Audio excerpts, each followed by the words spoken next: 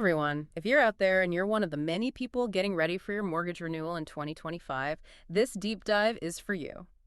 We're taking a look at an article today by Realtor Sean Carter, and he's all about helping us figure out this crazy world of mortgage renewals. Yeah, it's going to be interesting for a lot of people, especially those who bought their homes or refinanced back in 2020, 2021. Interest rates were so low back then, historically low, and a lot of people locked in at those rates thinking, this is great.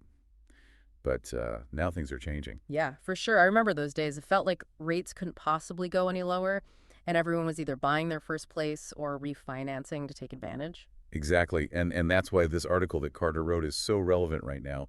He's looking at how those low rates from a few years ago are going to affect people when it comes time to renew, and rates are so much higher. Okay, so let's get into some of the reasons that things are so different now for 2025 renewals. Carter mentions the Bank of Canada a lot. What have they been doing that's affecting all of this? Well, the Bank of Canada has been on this mission to bring down inflation, and their main tool for that is raising interest rates. Now, that's good for the economy as a whole, in theory, but it means that lenders are also increasing their rates, including mortgage rates.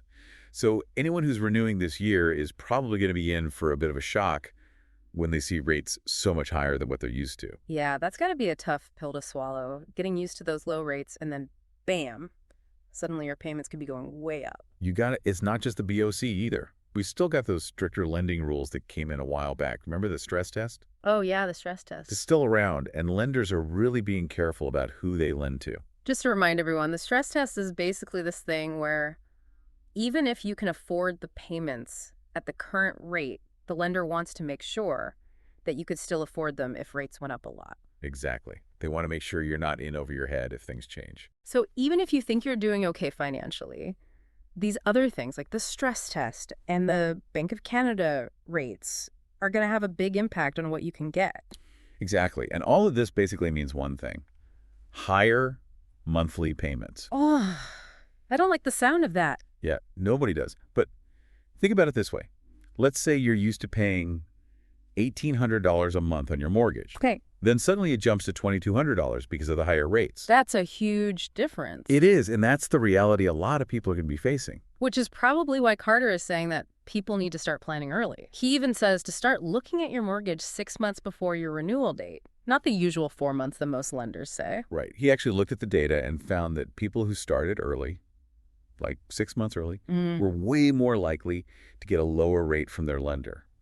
Something like 25% more likely. Wow, that's significant. Yeah. That extra 2 months gives you so much more time to look around, compare different offers, and really understand what's out there. It's like you're not just rushing into things at the last minute. Exactly. You have time to think it through and plan your next move. So once you've had time to think and plan, Carter says you've really got two options: fixed rate or variable rate mortgages.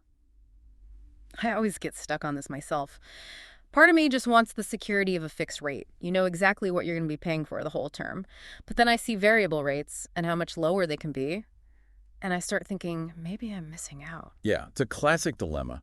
And honestly, it just depends on you. How much risk are you comfortable with? With a fixed rate, you get that predictability. Your payments stay the same, even if rates go up. So if you're the kind of person who likes to know exactly what's coming, even if it might cost a little more in the long run, fixed rate seems like the safe bet. Exactly. But then there's variable. Your rate is tied to whatever's happening in the market. So if rates go down, your payments go down too. Exactly. But the opposite is true as well. If rates go up, you're going to be paying more.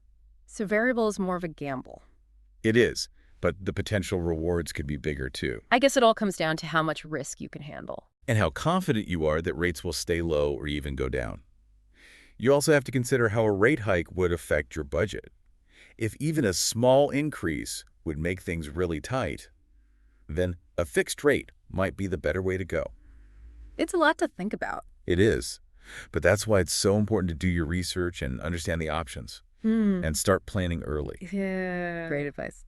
Okay, so we've talked about rates going up and how fixed and variable rates work. But Carter doesn't just leave us hanging there, does he? He's got some pretty strong opinions about how we should actually talk to our lenders about this stuff. Oh, yeah, he's basically like, hey, you've got more power than you think. Don't just roll over and accept whatever they offer. Especially if you've got a good credit score, you've got some bargaining power. Yeah, like don't be afraid to push back a little. It's your money after all. Exactly. Ask for a lower rate, See if they'll match what other lenders are offering. You never know what they might agree to. I like that, being your own advocate. But what if, even after all that, you're still not happy with what your lender is saying? Carter talks about refinancing or even switching lenders. Right, those are definitely options, especially now. Refinancing basically means replacing your old mortgage with a new one. And that can come with some pretty big advantages. Okay, so break that down for me. What are the advantages? Well, for one, you might be able to get a lower interest rate, especially if rates have gone down since you got your first mortgage. Makes sense. Another thing is you could extend the term of your mortgage. So, like, if you had 15 years left, you could stretch it out to 20 or 25. Exactly, that would lower your monthly payments. Even though you'd be paying for longer overall, I guess those lower payments could really help if you're feeling squeezed. Right, and there's one more thing. Refinancing can let you tap into your home equity. Okay, remind me what that means again. So as you pay down your mortgage, you're building up equity in your home. It's basically the portion of your home that you actually own, Okay, right. and refinancing lets you borrow against that equity. Interesting. So you could use that money for other things. Exactly like renovations, Yeah. investments, even paying off other debts. That's pretty tempting, actually. Especially if you've been wanting to do some upgrades around the house. Yeah, but here's the thing. Carter's really clear about this. Refinancing isn't always the best move. Oh, why not? There can be some pretty big penalties for breaking your current mortgage contract. Oh, right, those prepayment penalties? Yeah, those can really add up. So you have to do the math and make sure it actually makes financial sense. So don't just assume refinancing is going to save you money. Exactly. You really have to look at all the details. Okay, so shifting gears a bit, I think it's time to talk about the bigger picture here. How are these higher mortgage rates going to affect homeowners in general? Yeah, Carter spent some time on that, and it's a little scary. Basically, a lot of people are going to have to make some tough choices. Yeah, I mean, we know rates are probably going up, payments are going up. What are some of the things people might have to do? Well, it comes down to looking at your budget and figuring out where you can cut back. Ugh, that's never fun. I know, but if your mortgage payment goes up by a couple $100s a month, something's got to give. So things like eating out less. Yeah, maybe fewer trips to Starbucks, Yeah. cutting back on those streaming services. I guess those are all things people could do without. Right. Or maybe you need to look at ways to make more money. Could you Yep. pick up a side hustle or sell some stuff you don't need anymore? Maybe ask for a raise at work. Exactly. It's all about being creative and finding ways to make your budget work. What about people who have other debts besides their mortgage? That's a really good point, and Carter stresses how important it is to manage that debt, especially high-interest debt like credit cards. Yeah, credit card interest can be brutal. Exactly. So if you've got multiple debts, focus on paying down the ones with the highest interest first. So, like, if your credit card has a way higher rate than your car loan, pay off the credit card first. Exactly. He also talks about debt consolidation. What's that? Basically, you take out a new loan and use it to pay off all your other debts. So instead of having 5 different payments, you just have one. Exactly. And Yep. sometimes you can even get a lower interest rate that way. Interesting. So it could simplify things and maybe even save you money. Right. Now, Carter also brings up another option, tapping into your home equity. Oh, right. We were talking about that with refinancing. Yeah. So instead of refinancing, you could get a ELOC, Oh, what? a home equity line of credit. Okay. I'm not familiar with that one. So it's kind of like a credit card. But instead of being based on your credit limit, it's based on the equity you have in your home. So you can borrow against the value of your house? Exactly. Up to a certain limit, of course. So that can be helpful for unexpected expenses or if you need some cash in a pinch? Yeah, but Carter's really careful to point out the downsides, too. Like what? Well, ADLCs usually have variable interest rates. So your payments can go up if rates go up. Oh, that sounds a little risky. It can be. And just like any other loan, you don't want to borrow more than you can afford to repay. Otherwise, you could end up losing your house. Exactly. So it's not something to take lightly. It's a big decision with some potentially big consequences. You have to weigh the pros and cons carefully. It feels like we've been through a lot here. You know, all these different mortgage types and refinancing and even home equity loans. We have. It's a lot to take in.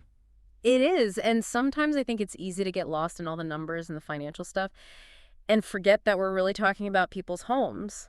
That's so true. It's not just about interest rates and payments. It's about having that security and stability of owning a home.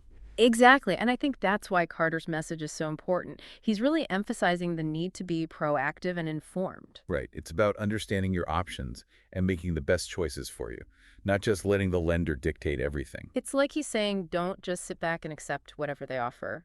Do your research, explore your options, and fight for what you deserve. And one of the things he really pushes for is working with a mortgage broker. Oh, yeah. Why does he think brokers are so helpful in all of this? Well, think about it. A broker isn't tied to any one lender. They work with a whole bunch of different lenders.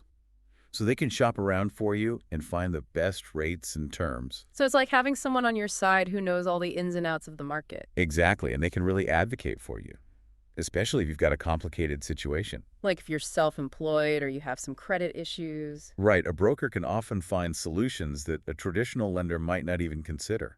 That's so valuable. It's like having a financial expert in your corner. Exactly, and especially in this kind of market where things are changing so fast, having a broker can really make a huge difference.